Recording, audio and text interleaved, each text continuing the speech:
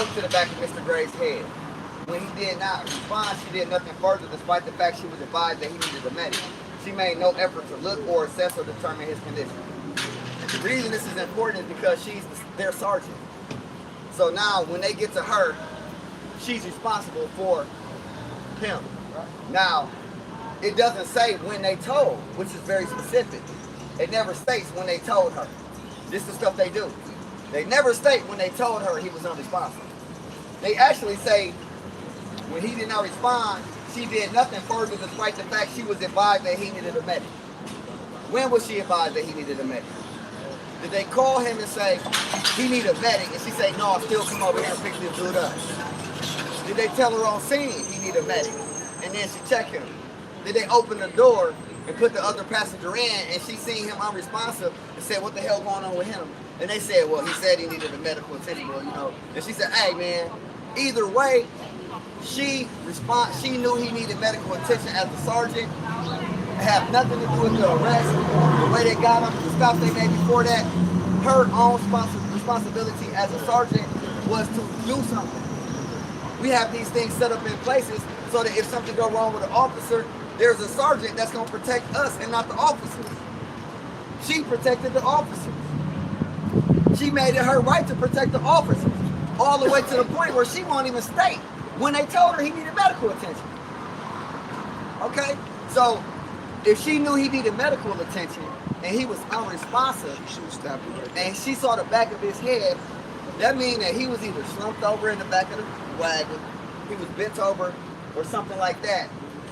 And he got his rights violated, and what could have possibly been in passing? That's he, you know what I'm saying? So, I just want y'all to really think about that, because everywhere we stop, his rights were violated. Okay? And at this actual stop, he was unresponsive. He couldn't even speak for himself no more. The sergeant was supposed to be his voice at this point. He tried to talk to them. He told them, I need medical attention. They didn't care. I need medical attention. I need medical attention. Okay, well, we're going to go to our sergeant. And we're going to pick up another person. Now he can't respond. So now his sergeant is responsible for being his voice. But did she be his voice? No, she aided in his death. She aided in the cover-up of his death. So, they can show you the system ain't working. So when people are saying like, well, this officer didn't do this, or this officer didn't do that, the officer's responsibility is to protect us, not the police. There is nothing that says the responsibility of the police is to protect the police. That is not their responsibility. It is not the police's responsibility to protect themselves. We have a legislative system to protect them, a system in place. But when they govern themselves, when they own the system in place to protect themselves, then they don't even have to operate inside of that system. They can change whenever they want to operate however they want. And if this expense came to the expense of 30 Gray, where she can just simply say, yeah, they told me he needed medical attention. I asked him, he didn't respond. She said that, man. She said, I asked him, he didn't respond. She said, I saw the back of his head, so I didn't even know if he was alive or not. Because I only saw the back of his head. And that right there lets you know that he still needs justice. Like, that don't even make sense. No matter what happened, he said, let's say he resisted arrest. Let's say he did everything they said he did. At the point where he unresponsive in the back of a vehicle, not responding after he said he needed medical attention while he's fully restrained, there is nothing that you can say to say that he should have got medical attention. Right here. Right here. You have two people that ignored it and a supervisor that ignored it, and he's not even able to speak for himself no more. At this point, it is your fault, the Baltimore Police Department, that he was killed. At this point. No matter what. It's a murder at this point. It's not an accident. Negligence is not. Negligence will never get you out of breaking the law. They were negligent. If you go and you do something right now and you tell the judge, I didn't know I couldn't do that, your ass still going to jail. You not knowing ain't how they judge crime in our country. I didn't know I couldn't do that. I didn't know she was 16. You going to jail. I'm dead serious. That ain't never gonna get you off of nothing. I didn't know they was finna rob this store. You going to jail. I didn't know they was finna shoot that dude. I came and I was just riding with him. I didn't know the car was stolen. you going to jail. Well, how come when they actually neglect their own rules, their own laws, when they neglect our laws and we die from it, how come nothing happens? How come they don't go to jail? They say, oh, well, here are all our mistakes. We messed up and we not going to go to jail. Because we don't know if messing up is what caused him to die. He was all right before he was in y'all custody. Well, nothing wrong with him. He ran from y'all. But he couldn't walk when y'all put him in the car. Wasn't nothing wrong with him. This is obvious. This ain't a situation. I told them to send me situations of other situations in Baltimore. They were like, well, this dude shot a gun. This dude did this dude did this. Freddie Gray did nothing. Freddie Gray did nothing. He did nothing. You can't tell me he did something. There are so many times in this situation where he did nothing. Where he couldn't do nothing. Hey, can you help me? Stop 1, can you help me? Stop 2, can you help me? Stop 3, can you help me? Stop 4, I can't even talk no more. Because I didn't ask y'all for help. I told y'all I said I can't breathe. He said I can't breathe. And then he unconscious. How you know even know if he breathes? Would they have treated their own police officer like that? Would they? If a police officer says, I can't breathe, would the police ever treat their own like that? Please tell me that. That's just all I want y'all to know. When a police officer, if another police officer got into some shit and said, I can't breathe, are they gonna talk to the back of his head unresponsive? Like, people don't understand. They think we fucking dumb. Like, they don't know what they doing and what they not doing. They know how to.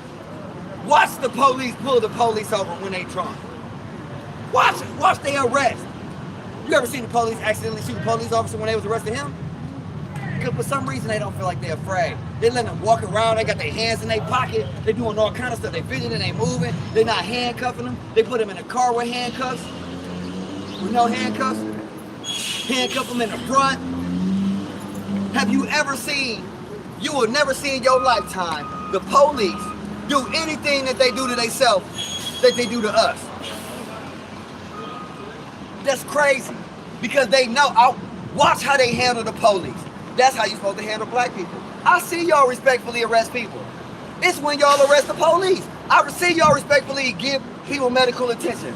It's when y'all giving it to the police. I've seen it. I've seen y'all pull up on the scene where officer, I ain't never seen that in your eyes. Of life is, y'all look like y'all watching somebody die. When it happened to us, I've seen y'all joke and laugh on the side. Hey man, you know what I'm saying? Sorry man. Whew. He was running fast. You know what I'm saying? We got him. I didn't know if we was gonna catch him. That's what I see. I see the compassion y'all have for each other. I ain't never seen that compassion when y'all arrest us. I ain't never seen that compassion when y'all hurt or harm us. But as soon as something happened to one of the police officers, y'all wanna do gun salutes. Y'all wanna honor and have flags and march and have patrols through the city, and y'all wanna be sad and walk around and be down. When y'all lose one of y'all, one, we lose hundreds, thousands, millions. And you motherfuckers don't give a damn. Y'all can't even keep the ones we not supposed to lose. A police, no matter if nobody agree with me or not, if anybody ever made this point in life, this is the first time I ever made this point myself. The police would never, ever, this go for every single medical situation, every case where anybody said to the police, I need help. The police ain't never, ever did that to one of their own when they asked for help. Ever. That is not what you do when people ask for help. And they know that shit. And they know what to do when people ask for help. That's it. That's all this is fucking about. It's about they know what to do when people ask for help, and they did it. And they did that shit on purpose because they know what to do. That's it. I don't care about nothing else. Nothing else. I don't care about y'all not liking me. I don't care about the Misfits and Larry arguing. I don't care about none of that shit. All I care about is they would never do nobody else like that. Nobody else. Daniel proved none of these people would have been done like that if they were police officers off duty. None of them. Right. Now tell a white person that say back the blue that shit. Tell them that shit. Tell them to justify that shit. We gonna go to the last stop. If you just joined this live, do not donate anything to me today. Please find an organization in Baltimore, a family in Baltimore, the families of Freddie Gray. If you can support their GoFundMes or their movement or something that they doing, support that today. Support Baltimore today. That's why we're here. We're about to go to the last stop, and then we're gonna get off this live, and I'm gonna talk to my family, my new family, my people, and we're gonna keep on fighting for change. So, for the other platforms, bro, if y'all want to follow me, y'all can follow me. If y'all don't know me, at Frank Nitty II. For the other platforms, hopefully y'all share this. I know it's lunchtime. I know it's early. We're about to go to the last stop and listen to the words, and the word hate me, but watch the work. Love the families. Love Freddie Gray. Find somebody in Baltimore to follow. Don't follow me. Find a family in Baltimore. Follow that. Let me be the outlet to other outlets. That's what I would like from y'all. They can. Y'all ready? Y'all ready? Right here live here on Pennsylvania Avenue. Pennsylvania Avenue.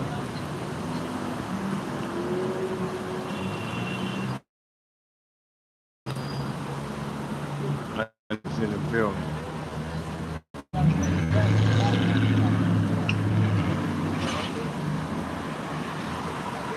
Uncut is in the building, folks.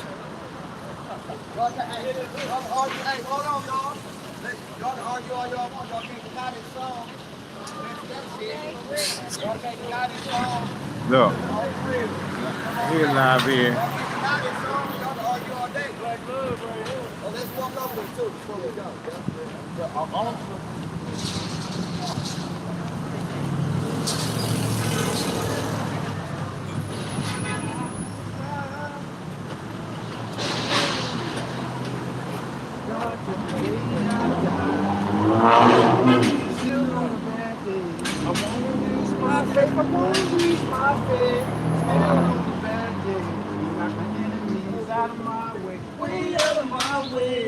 Now when I fall, they call me up.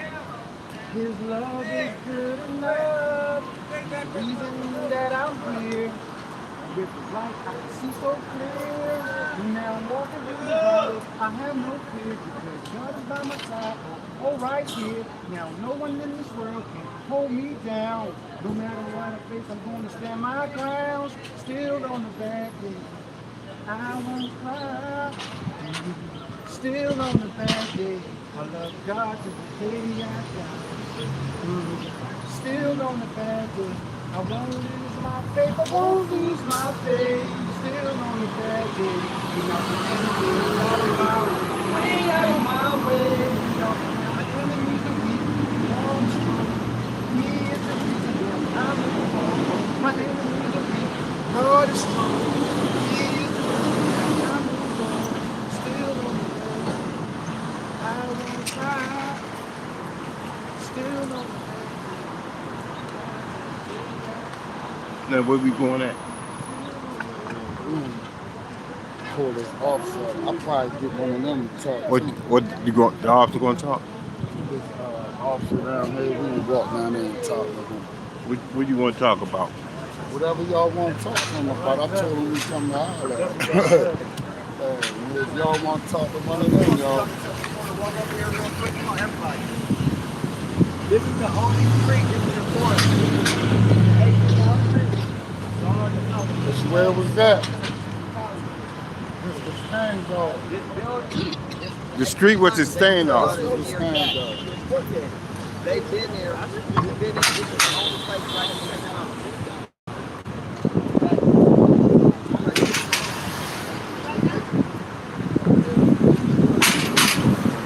Let you know, anytime I'm around, that deal never happen. You heard? Yeah, I hear you. Yeah, home here, but I ain't like how you had to handle it last year. Oh. That's why I said I wish you were. Right.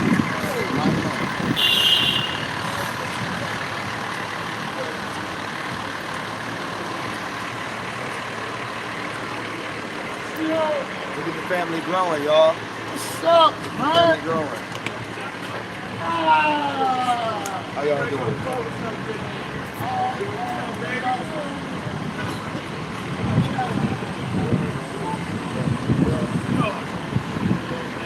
So how long this neighborhood been here?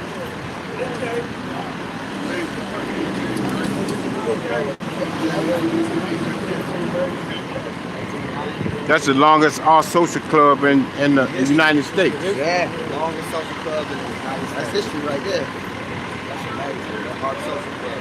The black club is the longest Yeah. social club. They keep it going for so long. You can go in there still? Yeah. It's still open. My mother works there. My mom worked there. My mom worked there. So this street, y'all This telling me door's this block open? right here. Not right now, it's not, no. Y'all telling me this block right here is, what would this be considered? Is it all the clubs and stuff was back in the day? All the Pennsylvania Avenue right here. Look at that history, boy. My cousin's one of the presidents. Huh? My cousin's one of the presidents over there. For real? Sean Bay? No way. Oh, hold up. Who? Sean Bay? That's your cousin. Yeah, cousin. This is about confrontation. Throwing the violence, what was that? The fire hose that they was trying to use, they poked it right here. It was a lot, like, people like fighting the off, and people was trying to save the people that were fighting off. They was running in these places.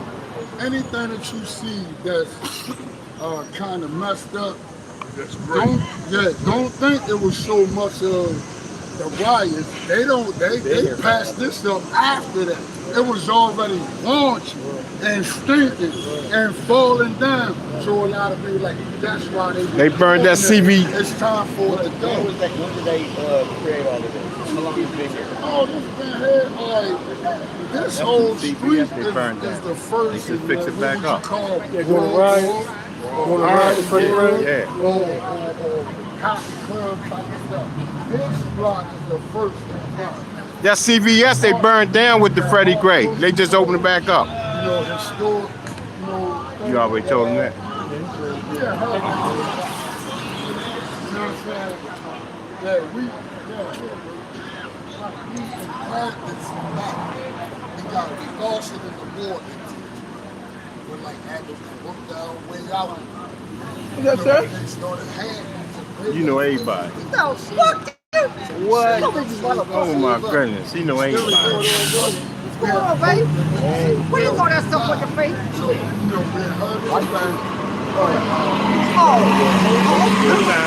Man, y'all the grass. What the hell? Start bringing in the kids and with pretty good. Y'all remember that it still wasn't that good and Lionel was Oh, that's good. so, you know, brick and mortars, we built this out of, but we come from something else. So when they started to deteriorate, we didn't have this skill. It's not our concept of living. So when it started falling apart, they didn't even want to help us keep it up. They want us to lose it so they can come back and build more help. So that's why you smell it. These houses are rotten. That's the corona. Rotten houses. Dirty air. That's the corona. You know? He's been around these buildings older than everybody we know. Everybody alive. So like these offices, like they right out here. They right out here, right? He got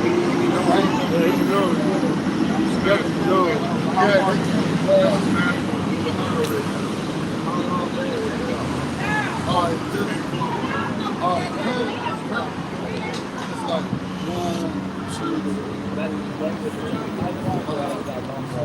It goes from here to Bartley to King. So it's like, what, 12 blocks?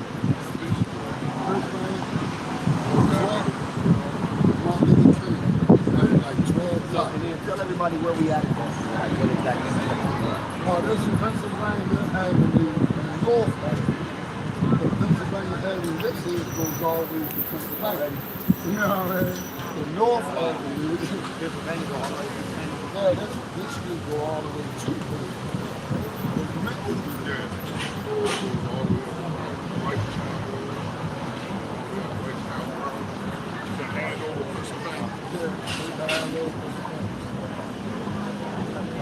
So, like when you say how far this ready, that's how ready.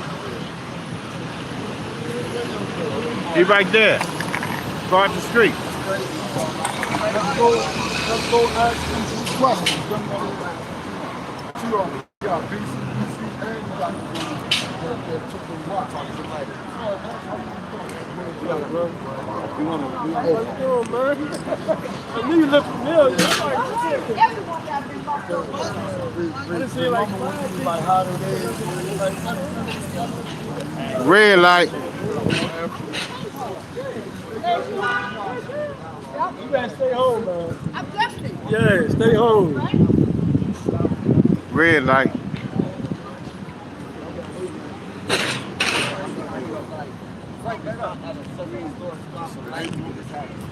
Yes, they will. That's crazy. Hearing about it. Right, you can be like, oh, it was that corner, you know, I'm about the history of the whole And like you said, we had a stand at the intersection of the most prestigious intersection in the world.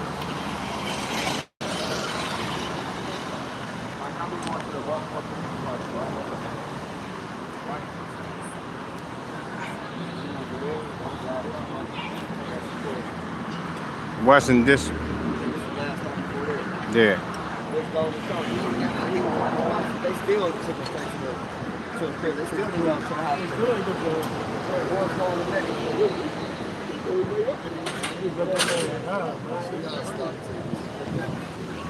You know, victim already come out. Victim assistance program. It's like they took that peace treaty money.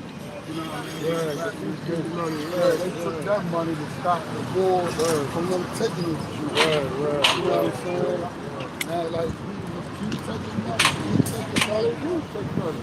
They take lives, we take money.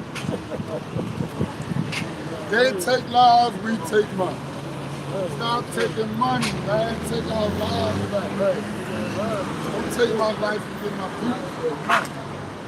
Like, you ain't got no insurance policy. There's no insurance to get put on my life. You feel me? Stop running with money, man.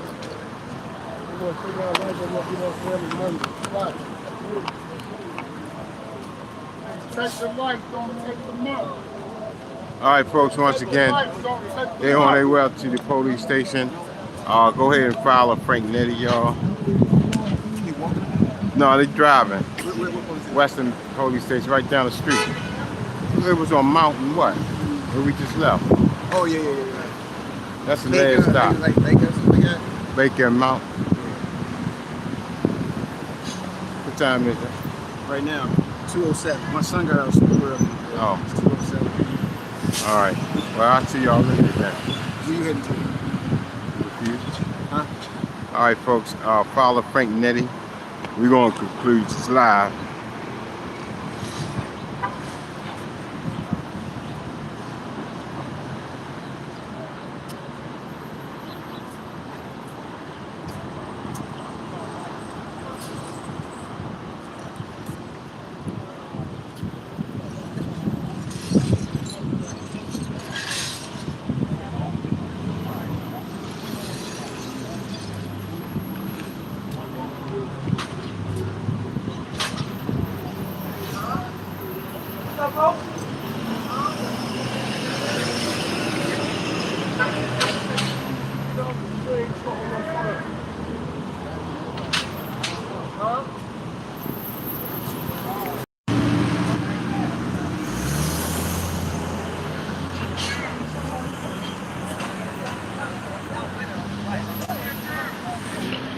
I'm trying to end this.